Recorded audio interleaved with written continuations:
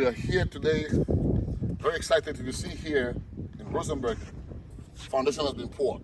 So we have to wait for a couple of days for this foundation to get dry. But let me explain what actually happened here. Before we poured this foundation, what we did was I asked the builder to share with me the soil test they did for this land, to share with me what we call a geotechnical report for this land.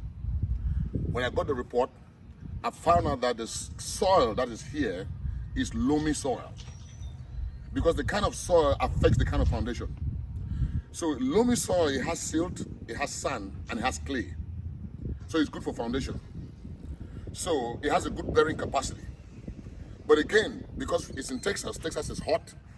And number two, Houston has a very high water table. So what we did was, we were able to pour a slab on grade foundation. You see this foundation here is what we call a slab on grade. So if you see here, because Texas is hot, what we did here, this, you see this, all these high tension rods. So all these high tension rods, they go across all around the foundation and they tension the foundation. Because of Texas is hot, we also recommended that the beams that are inside should go down 6 feet. And I also found out from the report, the builder, the slab that we're going to pour here, they were going to do a 25-inch concrete of slab. You see this 25-inch? They were going to do 25-inch, okay? But according to the American concrete standard, 25 was not going to be enough.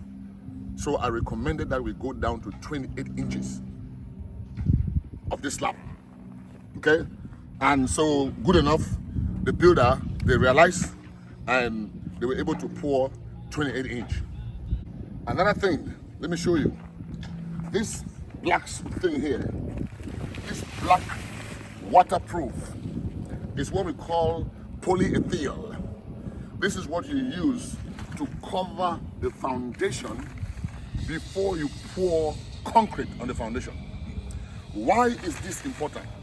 This is important because this will actually stop moisture from the ground from getting into the foundation. Because when the moisture gets into the foundation, what happens? That's when you see you have the wood in the house, they start to rot. Termites can come in, right? Mold can easily creep in. That's why sometimes you see like houses in Africa, you look at the walls at the bottom, you see those mold there. That's because they never protected the soil, the raw soil, from the moisture from going up to the foundation.